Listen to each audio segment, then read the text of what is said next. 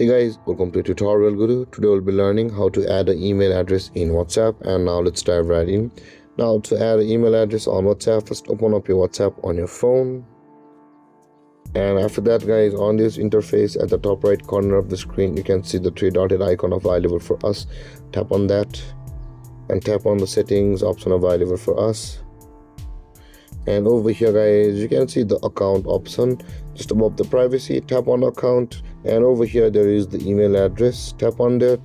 Now in order to add the email address, you can see the add email at the bottom of the screen. Tap on it and enter your email address over here, whichever may it be, and tap on next. And on the next step, a verification code will be sent to you on your Gmail, and similarly on the next step you'll be required to enter that verification on WhatsApp.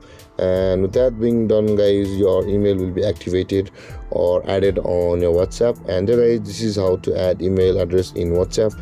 And if you have any confusions or questions regarding the topic, feel free to comment in the comment section below, and don't forget to like, subscribe and hit that bell icon for more videos. Thank you for watching guys. Peace.